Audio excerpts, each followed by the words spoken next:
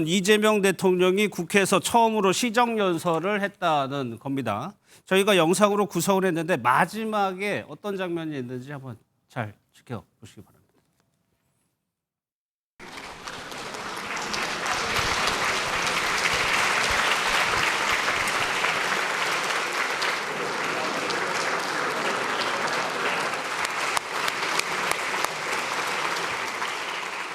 오늘 저는 정부가 추가 경정 예산안을 편성한 이유와 주요 내용을 직접 설명드리고 국회 협조를 구하고자 이 자리에 왔습니다. 국민이 행복한 나라를 만드는 데에 국회가 적극 협조해 주시기를 부탁드리면서 우리 국민의힘 의원님들 어려운 자리 함께해 주신 점에 대해서 진심으로 감사하게 생각합니다. 고맙습니다.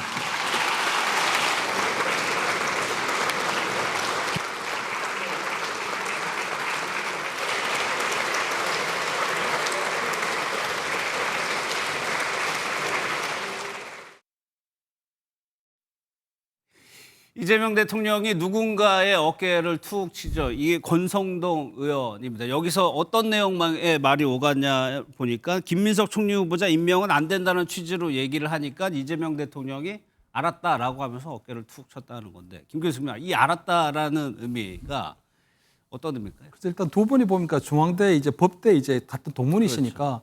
평소에 나름대로 아마 이 뭐 격의 없이 그냥 얘기할 수 있는 분 사이긴 하거든요. 예. 아마 권성동 전 원내대표가 아마 작심하고 이재명 대통령이 다가오니까 김민석 후보자 임명 안 된다고 했는데 아마 이재명 대통령이 알았다 하는 것은 그렇게 해주겠다는 뜻이 아니라 예.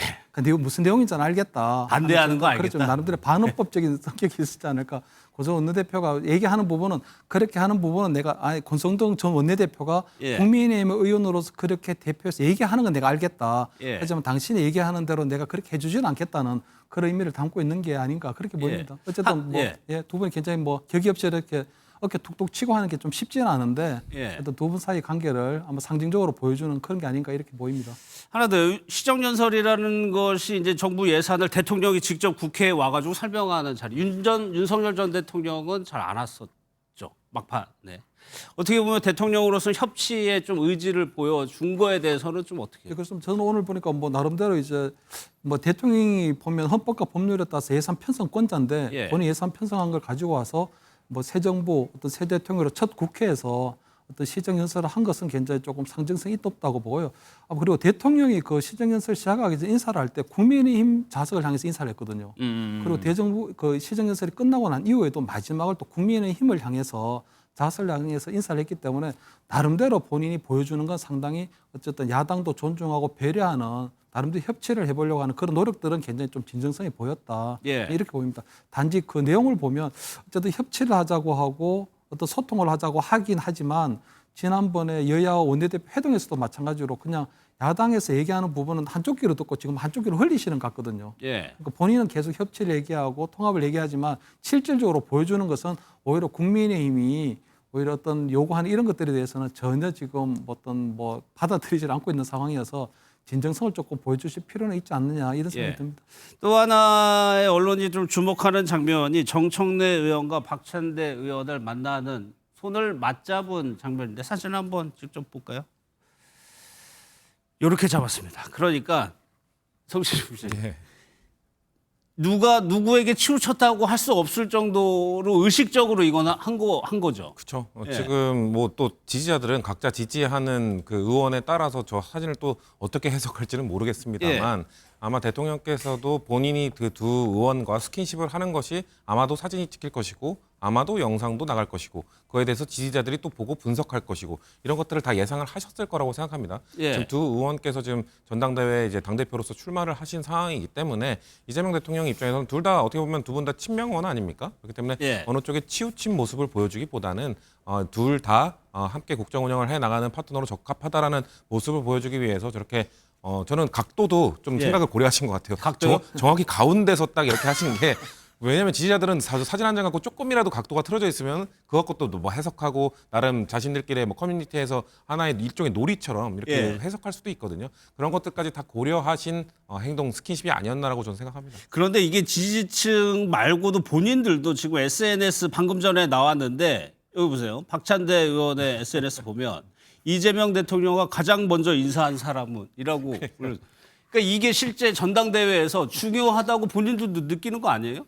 그러니까 근데 저렇게 먼저 인사했다고 해서 점 찍어준 건 아니라고 생각하더라도 일종의 그 본인을 지지해주는 지지자들에게 좀 즐겁게 할 수 있도록 하나의 전 놀이라고 생각합니다. 뭐 저걸 보고 어떤 후보자 뭐 지지층이 예. 이재명 대통령이 박찬대 후보를 찍었구나 이렇게 생각하지는 않을 거잖아요. 예. 그럼에도 불구하고 박찬대 의원을 지지하는 지지자들 입장에서는 기분 좋은 소식으로 해석될 수도 있는 거기 때문에 예. 그런 것들을 알려주는 차원에서 아마 정청래 의원도 관련된 걸 좀 올리지 않을까요? 좀 올렸다고 올렸죠? 지금 네네. 보면은 네. 예, 이재명 대통령에 대한 사진 인사 낙수하는 사진을 올렸습니다. 근데 김 교수님 이게 혹시 조금 뭐 갈등이 처음에 갈등으로 비화될 수도 있는 거죠. 아직 본격적인 레이스는 시작도 안 했거든요. 그렇죠. 아직 그렇지만 이제 뭐 눈에 보이지 않는 여러 가지 경쟁이 시작되고 있는데 어쨌든 예. 이재명 대통령께서 어쨌든 좌청내 뭐 우찬대 이런 얘기도 있지만 어쨌든 같이 껴안고 일단 포용하는 모습을 보여줬기 때문에 나름대로 어떤 당대표 경선 과정에서 발생할 수 있는 갈등을 최소화하려고 하는 그런 의지는 보이는 것 같거든요. 예. 사실은 보면 이재명 대통령 입장할 때 사실 그 이 국회 본회의장 앞에 이렇게 나와 있을 수는 없거든요. 예. 근데 아마 제가 볼 때는 경호관들이 정책내 의원이 나와서 마중하는 것을 제지를 못한 것 같아요 보니까. 그래서 뒤늦게 지금 그렇게 이제 나와서 저렇게 있을 수가 없거든요. 근데 아, 아마 그러네요. 정책내원이 갑자기 나와서 이재명 대통령을 저렇게 맞이하니까 예. 박찬대 의원 입장에서 볼 때는 아차 싶었을 거거든요. 예. 그런데 아마 이재명 대통령께서 나름대로 또 입장할 때는 예. 본인이 실제 입장할 때는 우측에 있던 박찬대 원내대표 손을 먼저 잡아줬기 때문에 예. 서로 뭐 피차일반식으로 피장파장하는 식으로 되지 않았나 이렇게는 보입니다. 일단 영상만으로는 예정된 순서는 아닌 것으로 일단 보입니다. 정청래 의원을 만난 거는. 이 부분 하나만 더 짚어볼게요. 어제 이재명 대통령이 광주 타운홀 미팅에 나섰는데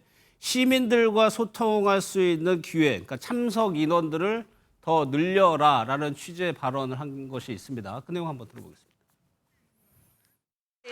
자리에서 일어나서 큰 박수로 우리 공항을 놔두자 그 말은 아니죠. 광주공항은 지금 아까 들어올 때 보니까 저한테 막 고함 치는 분 있던데 들어오라고 하시죠. 처음에 이렇게 제한을 했더라고요. 이 숫자를.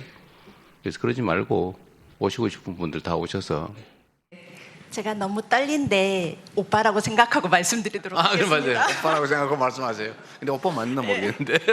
너무 특별법이 일찍 제정되는 바람에 유가족들의 목소리를 낼 수 있는 힘이 없어서 국토부 쪽에 얘기해가지고요. 말씀 못 하셨다고 하니까 다시 한번 그 피해자들하고 대화를 해보라고 하십시오.